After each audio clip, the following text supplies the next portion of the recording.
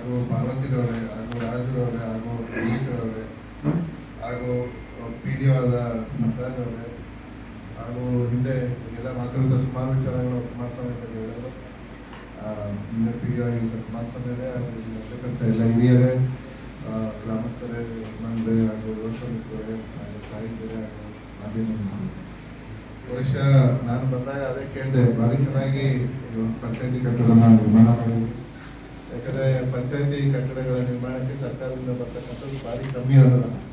So ಹಾಗಾಗಿ ಇದು ವಿಶೇಷವಾಗಿ ಇನ್ನು ಮಾಡಿರೋದ್ರಿಂದ ಅಧ್ಯಕ್ಷರು ನಮ್ಮಲ್ಲಿದ್ದಂಥ ಎಲ್ಲ ಫೈನಾನ್ಸ್ ಏನು ಫೈನಾನ್ಸ್ ಕೊಟ್ಟದ ಅನುದಾನಗಳು ನಮ್ಮ ಪಂಚಾಯತಿಯ ಎಲ್ಲ ಒಗ್ಗಟ್ಟಿನ ಎಲ್ಲ ಸದಸ್ಯರ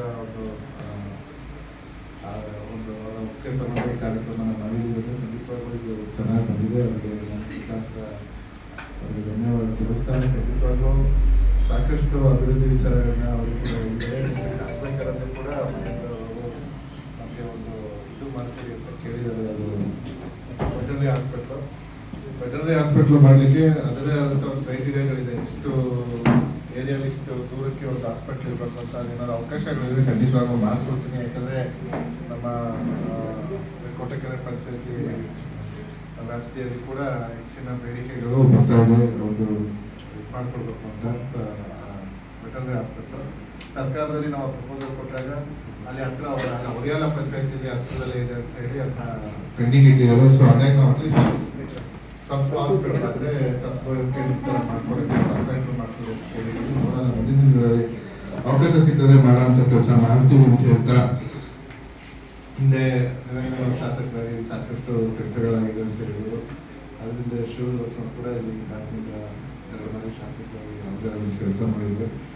ವಿಶೇಷವಾಗಿ ಈ ಭಾಗದಲ್ಲಿ ನಾಗರತ್ನವರು ಸಾಕಷ್ಟು ಅಭಿವೃದ್ಧಿಗಳನ್ನ ಮಾಡಿದ್ರು. ಅದೇನು ಕಲ್ಕಟ್ಟೆ ಡ್ಯಾಮ್ ಇರ್ಬೋದು, ಅದೇನು ನೀರಿಗೆ ಹೋರಾಟಗಳು ಮಾಡ್ತಿದ್ರು, ಅದಕ್ಕೆ ಭವಿಷ್ಯ ಮುಖ್ಯ ಕಾರಣ ನಾಗರತ್ನವರು ತಪ್ಪಾಗಿದೆ.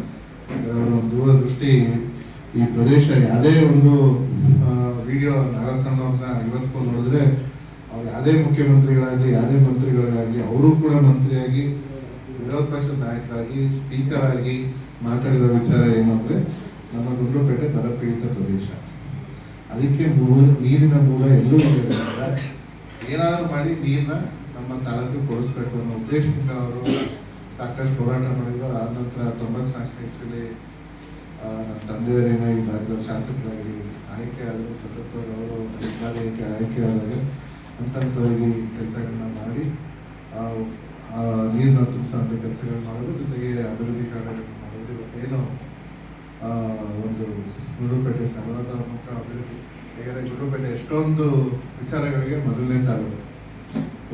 GTPC ಇಡೀ ರಾಜ್ಯದಲ್ಲಿ 2 ಕಡೆ ಇದ್ದಿದ್ದು, ಬೆಂಗಳೂರು ಮತ್ತು ಮೈಸೂರು ಬಂದಿದ್ದು ಗುಂಡ್ಲುಪೇಟೆ. ಆವಾಗ GTPC ಅಂದಾಗ ಜನಕ್ಕೆ ಎಷ್ಟೋ ಜನಕ್ಕೆ ಗೌರ್ಮೆಂಟ್ ಟ್ರೈನಿಂಗ್ ಸೆಂಟ್ರಲ್ಲಿ ಏನಾಗ್ತದೆ, ಏನು ಕೆಲಸ ಸಿಗ್ತದೆ ಅಂತ. ಇವತ್ತು ಅಂತಾರಾಷ್ಟ್ರೀಯ ಮಟ್ಟದಲ್ಲಿ ಆಯ್ಕೆ ಆಗೋಂಥ ಈಸಿಯಾಗಿ ಅವಕಾಶ ಇರೋದಂದರೆ ಬಹುಶಃ GTPCಗೆ. ಅಂಥ ಒಂದು ಕೇಂದ್ರನ TGR ಸಿಂಧೆ ಅವರು ಇಂಡಸ್ಟ್ರೀಸ್ ಮಿನಿಸ್ಟ್ರಿ ಇದೆ ಅಂತ ಸಮಯದಲ್ಲಿ ಗುಂಡ್ಲುಪೇಟೆ ಬಂತು. ಹಾಗೆ ಮೊರಾರ್ಜಿ ದೇಸಾಯಿ ಶಾಲೆಗಳು ಇಡೀ ನಮ್ಮ ಮೈಸೂರು, ಚಾಮರಾಜನಗರ, ಮಂಡ್ಯ, ಹಾಸನ, ಕೊಡಗು ಎಲ್ಲಾದರೂ 5 ಒಂದೊಂದು ಹೋಬಳಿಲಿ ಒಂದೊಂದು ಮೊರಾರ್ಜಿ ದೇಸಾಯಿ ಶಾಲೆ ಇದೆ ಅಂದ್ರೆ ಫಸ್ಟು ಗುಂಡ್ಲುಪೇಟೆ. ಈಗ ಇತ್ತೀಚೆಗೆ ಒಂದು 7-8 ವರ್ಷದಿಂದ ಎಲ್ಲ ಗ್ರಾಮಗಳು ಎಲ್ಲ ಒಂದು ಜಿಲ್ಲಾ ಪಂಚಾಯತ್ ವ್ಯಾಪ್ತಿಯಲ್ಲಿ ಒಂದೊಂದು ಶಾಲೆಗಳಾಗ್ತಿದೆ. ಸೊ ಹಾಗಾಗಿ ಈ ಥರ ನಾನಾ ರೀತಿಯ ಅಭಿವೃದ್ಧಿ ಕೆಲಸಗಳನ್ನು ಮಾಡಿದರೆ ಖಂಡಿತವಾಗ್ಲೂ ಮುಂದಿನ ದಿನಗಳಲ್ಲಿ ಈಗ ನಮಗೆ ಅವಕಾಶ ಸಿಕ್ಕಿದೆ. ಇವಾಗ ಹೇಳಿರೋಂಥ ಮಂತ್ರಿಗಳನ್ನ ಪುರಸ್ಕರಿಸೋ ಮುಖಾಂತರ ಖಂಡಿತ ನನ್ನ ಕೈಲಾಗಿಲ್ಲ ಮಾಡೇ ಮಾಡ್ತೀನಿ. ಅದರಲ್ಲಿ ಯಾವುದೇ ಥರದ ಮನಗಳು. ಯಾಕಂದರೆ ಈಗ ಸಮಸ್ಯೆಗಳು ಹೇಳಿದ್ನಲ್ಲ, ಒಂದು ವೆಟರ್ನರಿ ಹಾಸ್ಪಿಟಲ್ ಅಂದ ತಕ್ಷಣ ಅದಕ್ಕೆ ಬೇಕಾಗಿರುವಂಥ ಮೂಲ ಸೌಕರ್ಯಗಳ ಜೊತೆಗೆ ಇಲ್ಲಿ ಅವಕಾಶಗಳು ಏನಿದೆ ಅನ್ನೋದು ನೋಡ್ಕೋಬೇಕು. ಯಾಕಂದರೆ ಫಸ್ಟ್ ಆಫ್ ಆಲ್ ನಾವಿವತ್ತು ತುಂಬ ಒಂದು ದೊಡ್ಡ ಸಮಸ್ಯೆನ ಎದುರಿಸ್ತೀವಿ, ಎಲ್ಲ ನೋಡ್ತೀವಿ. ಒಂದು ಟೀಚರ್ಸು, ಇನ್ನೊಂದು PDOs, ಇನ್ನೊಂದು ಡಾಕ್ಟರ್ಸ್. ಇವತ್ತೇನು ಸಿಸ್ಟಮಲ್ಲಿ ಬದಲಾವಣೆಗಳಾಗಿ PDOಗಳು ಇವತ್ತು ನೀವು ಚೇಂಜ್ ಮಾಡಿ ಎಲ್ಲರೂ ಹೊಸರು ಬರೋದಕ್ಕಷ್ಟೇ ಅವ್ರಿಗೆ ಡೆಪ್ಯುಟೇಷನ್ಗಳು ಮಾಡಿ ಎಕ್ಸ್ಟ್ರಾ ಚಾರ್ಜ್ ಪಂಚಾಯತಿಗಳನ್ನ ಚಾರ್ಜ್ ಕೊಡೋಂಥ ಕೆಲಸ ಇರ್ತದೆ.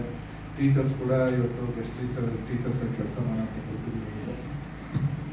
ಈಗ ಪಂಚಾಯತಿಗೆ ಒಂದು ಶಾಲೆ ಅಂತ ಮಾಡಿದ್ರೆ ಭವಿಷ್ಯ ಅದಕ್ಕೆಲ್ಲ ಒಂದು ಸ್ವಲ್ಪ ಕಡಿವಾಣ ಆಗ್ತಾರೆ ಅಂತ ಅನ್ಕೊಂಡಿದ್ದು ಶಿಕ್ಷಕರಿದೆ. ಯಾಕಂದರೆ ಅವಾಗ ಸಮಗ್ರವಾಗಿ ಎಲ್ಲ ಶಿಕ್ಷಕರಿಗೆ ಅನುಕೂಲ ಆಗುತ್ತೆ. ಸೊ ಹಾಗಾಗಿ ಖಂಡಿತವಾಗ್ಲೂ ಡಾಕ್ಟರ್ಸ್ ಬಗ್ಗೆನೂ ಸಮಸ್ಯೆಗಳಿದ್ದಾವೆ.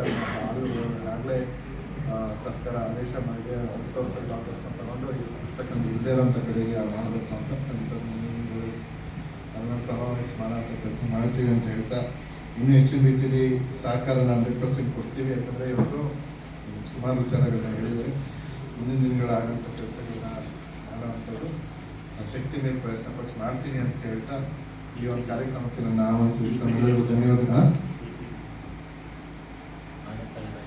ಆನೆ ಕಾರಿಡಾರ್ ಇಪಿಟಿ ಆಗಿದೆ, ಕಿಲೋಮೀಟರ್ ಆಗಿದೆ, ಬೆಂಗಳೂರಿನಲ್ಲಿ ಅವಾರ್ಡ್ ಆಗಿದೆ. ಇಪಿಟಿ ಮುಖಾಂತರ ಈಗ ಆನೆ ತಡೆಯೋಕ್ಕೆ ಇಪಿಟಿ ಟೆಂಡರ್ ಆಗಿ ಈಗ 3 ಕಿಲೋಮೀಟರ್ ಅಪ್ರೂವಲ್ ಆಗಿದೆ.